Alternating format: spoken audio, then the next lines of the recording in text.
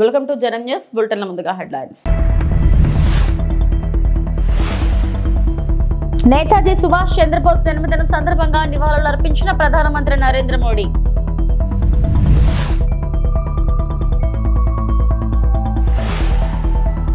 Davos లో 3వ రోజు సీఎం చంద్రబాబు మరియు మంత్రివర్గ భేటీ. ప్రధాని నరేంద్ర మోడీ గురువారం నేతాజీ సుభాష్ చంద్రబోస్ జయంతి సందర్భంగా ఆయనకు నివాళులు అర్పించారు. ఆయన ఆదర్శాలు మరియు భారతదేశ స్వాతంత్ర్యం పట్ల అచంచలమైన అంకితభావం మనకు స్ఫూర్తినిస్తూనే ఉన్నాయన్నారు. నేతాజీ సుభాష్ చంద్రబోస్ జయంతిని పరాక్రమ్ దివస్ గా జరుపుకునే సందర్భంగా ప్రధాని మోడీ మాట్లాడుతూ ఈ రోజు నేతాజీ సుభాష్ చంద్రబోస్ జయంతి సందర్భంగా దేశం మొత్తం ఆయన్ను గౌరవప్రదంగా స్మరించుకుంటుందని అన్నారు. आज नेताजी सुभाष चंद्र बोस की जन्म जयंती के इस पावन अवसर पर पूरा देश श्रद्धापूर्वक उन्हें याद कर रहा है। मैं नेताजी सुभाष बाबू को श्रद्धापूर्वक नमन करता हूं। इस वर्ष के पराक्रम दिवस का भव्य उत्सव नेताजी की जन्मभूमि पर हो रहा है।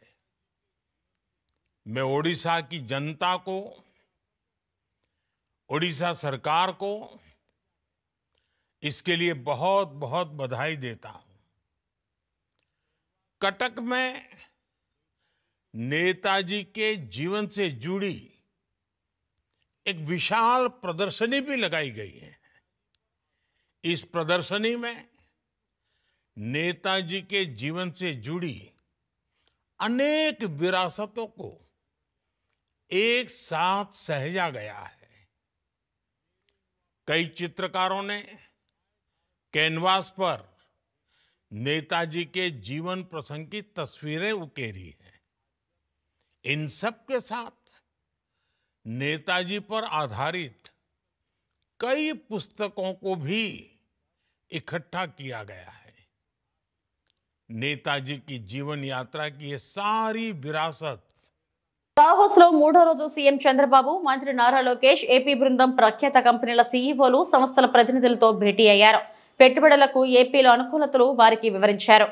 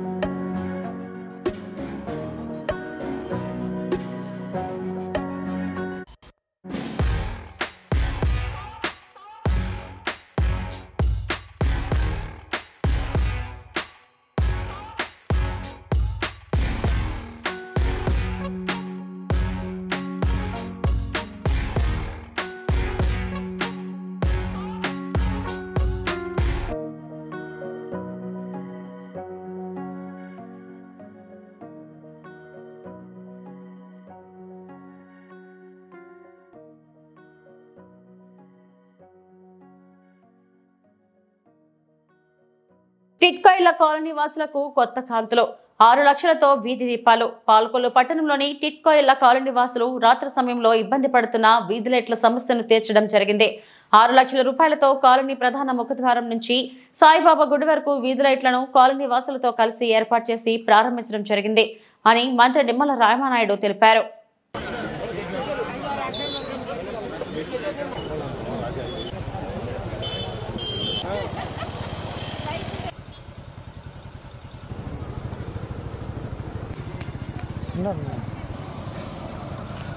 పాత్రికేయ మిత్రులందరికీ కూడా నమస్కారాలు తెలియజేసుకుంటూ మన ఎన్టీఆర్ టిట్కో ఇళ్లు ఆ రోజు మనం 90% 2019లో పూర్తి చేసినటువంటి స్థితిలో 5 సంవత్సరాల్లో రంగుల మీద పెట్టినటువంటి శ్రద్ధ మిగిలిన 10% పూర్తి చేయనటువంటి స్థితిలో ప్రజలు ఎన్నో ఇబ్బందులు పడినటువంటి స్థితిలో ఆ రోజు మనం చేసినటువంటి పోరాటాల ఫలితంగా మరి ఏదైతే ఒక 2000 మందికి ఏదైతే ఆ రోజు మనం 100% పూర్తయినటువంటి ఇళ్లను రంగులు మార్చి ఏదైతే ఇచ్చారో మరి వాళ్ళు నివాసానికి వచ్చిన తర్వాత కూడా అలా అనేకమైన ఇబ్బంది అందులో ప్రత్యేకించి మరి కరెంటు ఏదైతే వీధి లైట్లు ఎలగక టిట్కో లోపల అదేవిధంగా టిట్కో వెలుపల కూడా మరి మహిళలు ఏదైతే తీవ్రమైన అవస్థలు పడుతూ ఉన్నారో వాటిని గుర్తించి ఆ టిట్కో ఇళ్ల లోపల ప్రతి వీధిలోనూ కూడా మరి అక్కడ లైట్లు వెలిగించడంతో పాటుగా సెంటర్స్ లో ఐమాక్స్ లైట్స్ ను కూడా టిట్కో ఇళ్లలో పెట్టి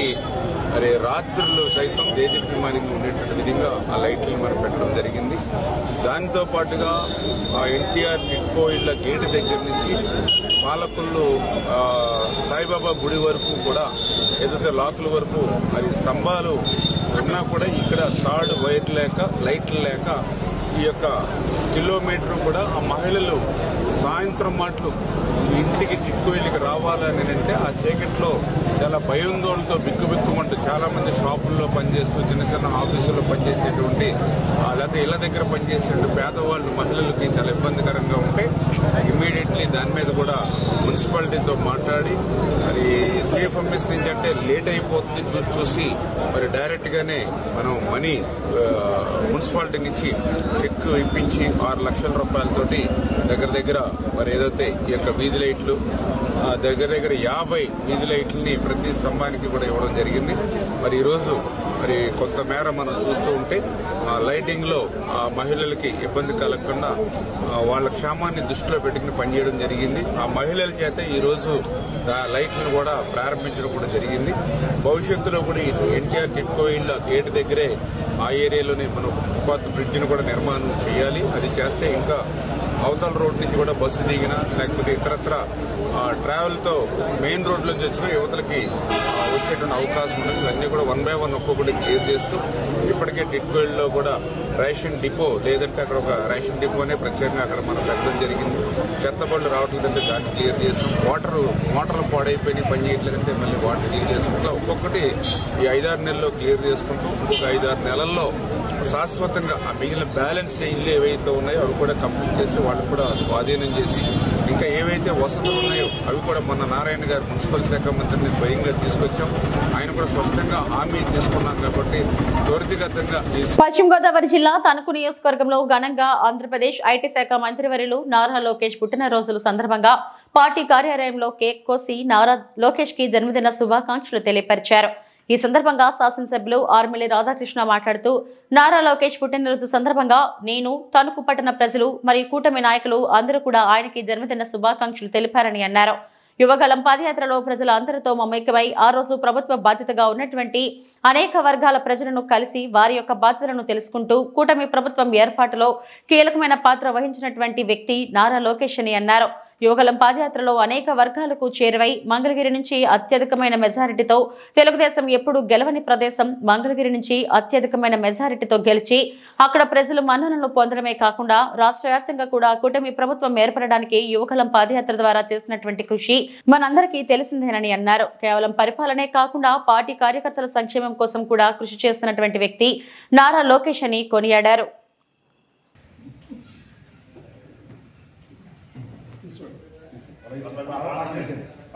ఐటీ మరియు విద్యాశాఖ మంత్రులు నారా లోకేష్ గారికి తణుకు నియోజకవర్గ కూటమి మరియు తెలుగుదేశం పార్టీ తరపున జన్మదిన శుభాకాంక్షలు తెలియజేసుకుంటూ ఈరోజు ముఖ్యంగా యువగలం పాదయాత్రలో ప్రజలతో మమేకమై ఆ రోజు ప్రభుత్వ బాధితులుగా ఉన్నటువంటి అనేక వర్గాల ప్రజలను కలిసి వారి బాధలను తెలుసుకుని వారికి బాసటగా నిలిచి కూటమి ప్రభుత్వం ఏర్పాటులో కీలకమైనటువంటి పాత్ర పోషించినటువంటి వ్యక్తి నారా లోకేష్ గారు. యువగలం పాదయాత్రలో అనేక వర్గాలకి చేరువై మంగళగిరి నుంచి అత్యధికమైనటువంటి మెజారిటీతో ఎప్పుడూ గెలవని తెలుగుదేశం పార్టీ ఎప్పుడూ గెలవనిటువంటి మంగళగిరి నియోజకవర్గం నుంచి ఈరోజు అత్యధికమైనటువంటి మెజారిటీతో గెలిచి అక్కడ ప్రజలు మన్ననలు పొందడమే కాకుండా రాష్ట్ర వ్యాప్తంగా కూడా కూటమి ప్రభుత్వం ఏర్పడటానికి యువగలం పాదయాత్ర ద్వారా చేసినటువంటి కృషిని కూడా మనందరం కూడా గుర్తించుకోవాలి. అదేవిధంగా కేవలం ఈరోజు పరిపాలనే కాకుండా పార్టీ కార్యకర్తల సంక్షేమం కోసం కూడా కృషి చేస్తున్నటువంటి వ్యక్తి లోకేష్ గారు. కార్యకర్తల సంక్షేమ నిధిని ఏర్పాటు చేసి కార్యకర్తలకి ఎటువంటి ఇబ్బందులు లేకుండా వారికి అండగా నిలబడుతూ వారికి అన్ని రకాలైనటువంటి సహాయ సహకారాలు అందిస్తూ ఈరోజు వారందరికీ బాధ్యతగా వారందరి పట్ల కూడా ఎంతో బాధ్యత తీసుకుని కార్యకర్తల సంక్షేమమే ధ్యేయంగా పనిచేస్తున్నటువంటి నాయకుడు లోకేష్ గారు. ఈరోజు తెలుగుదేశం పార్టీ ఆవిర్భావం తర్వాత స్వర్గీయ నందమూరి తారక రామారావు గారు ఒక్కడిగా పార్టీని ప్రారంభిస్తే ఈరోజు 1 కోటి మంది పైగా సభ్యత్వాలతో పార్టీని పెద్ద కుటుంబంగా చేసినటువంటి వ్యక్తి లోకేష్ గారు. ఈరోజు 1 కోటి సభ్యత్వాలు నమోదవడంలో కీలకమైనటువంటి పాత్ర పోషించి ఎప్పుడూ లేని విధంగా డిజిటలైజ్ చేసి అదేవిధంగా 5 లక్షల రూపాయల ఇన్సూరెన్స్ కానీ కార్యకర్తల సంక్షేమానికి ఏ విధంగా కట్టుబడి ఉందనేదాన్ని ప్రజల్లోకి తీసుకెళ్లి ఈరోజు 1 కోటి పైగా మెంబర్షిప్ని చేయడంలో లోకేష్ గారు చేసినటువంటి కృషిని మనందరం కూడా అభినందించాలి. ఈరోజు ఆ విధంగా తెలుగుదేశం పార్టీ పటిష్టతకు కార్యకర్తల సంక్షేమానికి కూడా నిరంతరం కూడా కృషి చేస్తున్నటువంటి వ్యక్తి లోకేష్ గారు. స్వర్గీయ నందమూరి తారక రామారావు గారి బాటలో అదేవిధంగా చంద్రబాబు నాయుడు గారి నాయకత్వంలో ఈరోజు తెలుగుదేశం పార్టీని ముందుకు నడిపిస్తూ భవిష్యత్ తరాలకు ఆశాకిరణంగా భవిష్యత్తు నాయకుడిగా ఈరోజు లోకేష్ గారు అందిస్తున్నటువంటి పడుతున్నటువంటి కష్టాన్ని ప్రతి ఒక్కరు కూడా అభినందిస్తున్నారు. ఈరోజు వారు భవిష్యత్తులో మరిన్ని ఉన్నత పదవులు చేపట్టాలని ఆయురారోగ్య ఐశ్వర్యాలతో ఉండి ఈ రాష్ట్రానికి సేవ చేసేటటువంటి విధంగా మరిన్ని ఉన్నత పదవుల ద్వారా ఈ రాష్ట్ర ప్రజలకి సేవ చేయాలని కోరుకుంటూ వారికి మరొకసారి జన్మదిన శుభాకాంక్షలు. పశ్చిమ గోదావరి జిల్లా తణుకు పట్టణంలో స్థానిక తెలుగుదేశం పార్టీ కార్యాలయం నందు తణుకు శాసనసభ్యులు ఆరుమిల్లి రాధాకృష్ణ, కేంద్ర మంత్రివర్యులు నర్సాపురం పార్లమెంట్ సభ్యులు ఉక్కు శాఖ మాత్యులు భూపతిరాజు శ్రీనివాస వర్మని సాల్వా వేసి పూలమాలలు వేసి సన్మానించారు. ఈ సందర్భంగా ఆరుమిల్లి రాధాకృష్ణ మాట్లాడుతూ కేంద్ర మంత్రివర్యులుగా భూపతిరాజు శ్రీనివాస్ వర్మ బాధ్యతలు తీసుకున్న తర్వాత మొట్టమొదటిసారిగా భూపతిరాజు శ్రీనివాస్ వర్మ తణుకు రావడం జరిగిందని, తణుకు నియోజకవర్గ ప్రజలు అందరూ ఘన స్వాగతం పలికారని అన్నారు. రాష్ట్రంలో ఉన్నటువంటి కూటమి ప్రభుత్వం రాష్ట్ర ప్రజల ప్రయోజనాల కోసం, రాష్ట్ర అభివృద్ధి కోసం సుపరిపాలన అందిస్తూ ఏ విధంగా ముందుకు వెళ్తున్నదో మీ అందరికీ తెలుసునని అన్నారు. శ్రీనివాస్ వర్మ చేస్తున్నటువంటి కృషి చాలా అభినందనీయమని ఈ సందర్భంగా అన్నారు.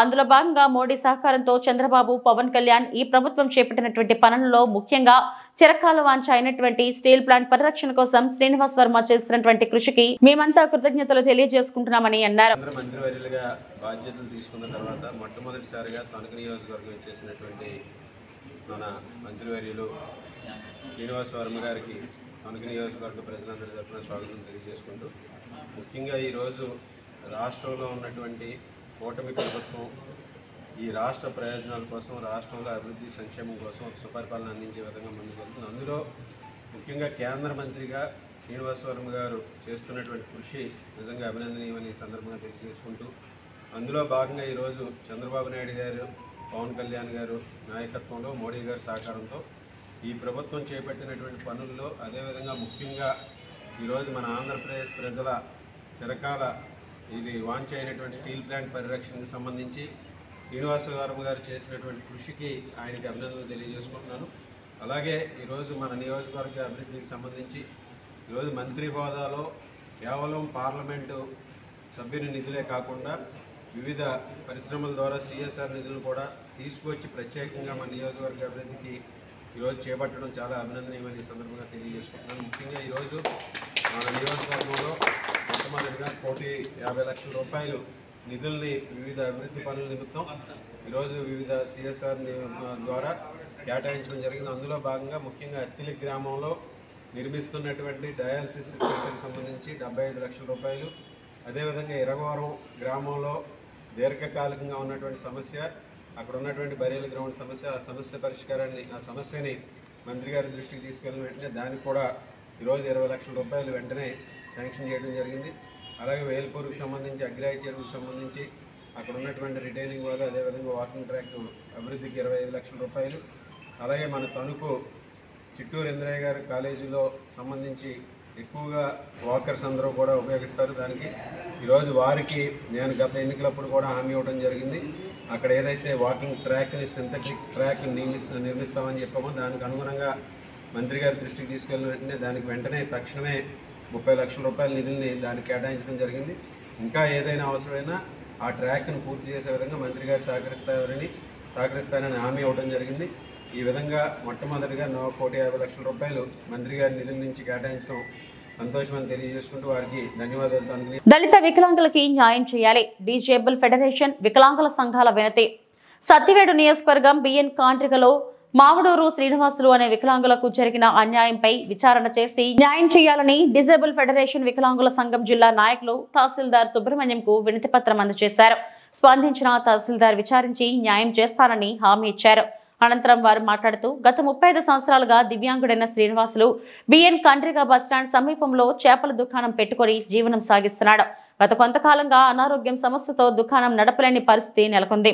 ఇదే అదనంగా భావి అగ్ర కులానికి చెందిన వ్యక్తి వికలాంగులైన శ్రీనివాసులకి చెందిన ఆ స్థలాన్ని ఆక్రమించుకోవాలనే ప్రయత్నంలో భాగంగా శ్రీనివాసులు తమ్ముడైన వెంకటకృష్ణయ్యను శ్రీనివాసులపై దౌర్జన్యం దిగేలా పురుగొల్పారని, ఆ ప్రయత్నంలో భాగంగా వెంకటకృష్ణయ్య దివ్యాంగుడైన అన్న శ్రీనివాసులపై దాడి చేసి అసభ్య పదజాలంతో దూషించడంతో మానసికంగా అనారోగ్యం పాలయ్యాడు. తమ్ముడు ఆగడాలను భరించలేక వికలాంగుడైన శ్రీనివాసులు స్థానిక పోలీస్ స్టేషన్లో ఫిర్యాదు చేయడం జరిగింది. స్పందించిన పోలీసులు వెంకటకృష్ణయ్యపై కేసు నమోదు చేసినట్లు పోలీసులు తెలిపారన్నారు. కార్యక్రమంలో రాష్ట్ర ప్రధాన కార్యదర్శి కొండమరి సుబ్రహ్మణ్యం, జిల్లా అధ్యక్షులు జడపల్లి మురళీగౌడ్, జిల్లా ఉపాధ్యక్షులు బొర్రా శ్రీనివాసులు, మండల అధ్యక్షులు డి కృష్ణమజ్జు తదితరులు పాల్గొన్నారు.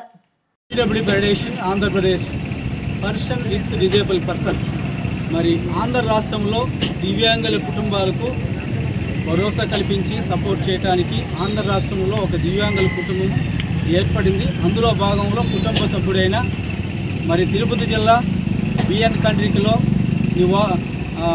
ఎస్సీ కాలనీలో నివాసం ఉంటున్న శ్రీనివాస గారికి జరిగిన అన్యాయపరమై మరి పీడబ్ల్యూ ఫెడరేషన్ తిరుపతి జిల్లా రాష్ట్ర నాయకులు, తిరుపతి జిల్లా నాయకులు కలుసుకొని మరి తన సమస్యను పరిష్కారం చేయడానికి మేమందరము గత నెల రోజులుగా అధికారులను సంధించి తన సమస్యను పరిష్కరించే దిశగా మేము అధికారులందరినీ స్పందించి మేము కంప్లీట్ చేయడం జరిగింది. గత 30 సంవత్సరాలుగా ఇదే ప్లేస్లో అతను జీవనోపాధి కల్పించుకొని జీవనోపాధి కొరకు జీవిస్తున్న ఒక వికలాంగుణ్ణి టార్గెట్ చేసి కొంతమంది వ్యక్తులు అన్నదమ్ముల మధ్యలో చిచ్చు పెట్టి వేరే వాళ్ళు వస్తే ఇబ్బంది అవుతుందనే ఉద్దేశంతో ఒక అన్నదమ్ముని రెచ్చగొట్టి అతని మీదకి గొడవ పంపించి అతని అనేక విధాలుగా మానసికంగా వ్యాపారం పెట్టుకొని ఇక్కడ జీవనోపాధి లేకుండా అతనికి ఏ ఇది లేకుండా భయభ్రాంతులు గురి చేసి అతను నానా విధాలకు ఇబ్బంది కలిగి చేస్తున్న తరుణంలో పీడబ్ల్యూ ఫెడరేషన్కు తెలియపరిచిన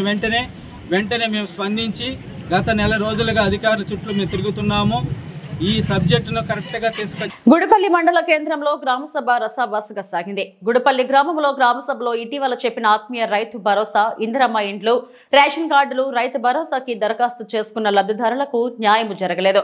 కాంగ్రెస్ పార్టీ నాయకులు, కార్యకర్తలు పేర్లు మాత్రమే వచ్చాయి అని బీఆర్ఎస్ పార్టీ నాయకులు ధర్నా చేపట్టారు.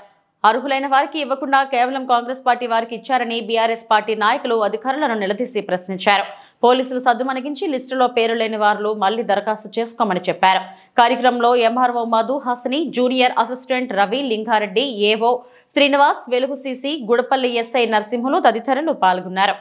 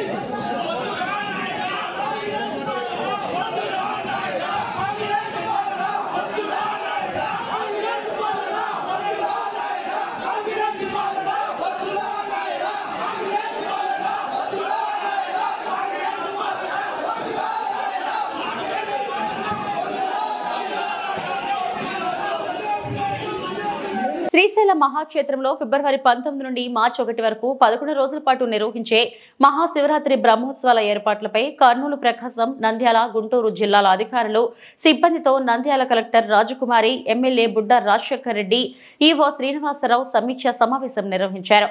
మహాశివరాత్రి బ్రహ్మోత్సవాలు క్షేత్ర పరిధిలో ఘనంగా నిర్వహించాలని, భక్తులు ఎటువంటి ఇబ్బందులు పడకుండా పగడ్బందీ భక్తుల ఏర్పాట్లపై ప్రత్యేక శ్రద్ధ తీసుకోవాలని, భక్తులు మన కుటుంబంలో మనుషులుగా గౌరవించి సకల సౌకర్యాలు ఏర్పాటు చేయాలని నంద్యాల జిల్లా కలెక్టర్ రాజకుమారి సంబంధిత అధికారులను ఆదేశించారు.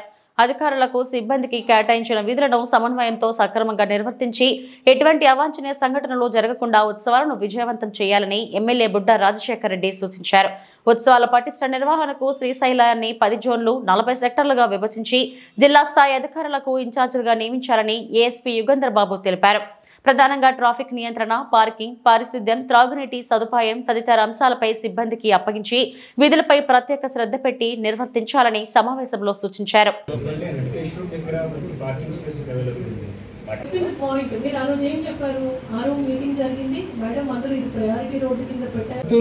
నేను చెప్పేది ఏంటంటే నో టోల్, పార్కింగ్ ప్లేస్ చాలా చిన్నది, ఎక్కువ వెహికల్స్ పట్టు, వచ్చే త్రోవలో అందరికి left side medical and health అన్న ఫీలింగ్ ఉండదు. అందరూ జనరల్ అడ్మినిస్ట్రేషన్ డిపార్ట్మెంట్ చేయము.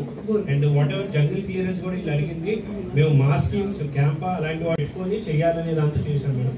We are fully cooperating in this. ఏదైతే పార్కింగ్ ఉందో we will not.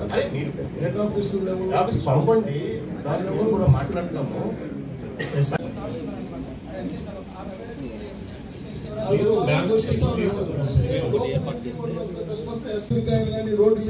రోడ్డు మీద మన ఎమ్మెల్యే సార్ మనకు ఆత్మకూరు ఎందుకంటే హెవీ పాపులేషన్ అదే బ్యాక్స్ లో వస్తారు కాబట్టి అన్ని సపోర్ట్స్ మనకు కూడా ఉన్నాయి. బ్రహ్మాండంగా అరేంజ్ చేసుకుందాం.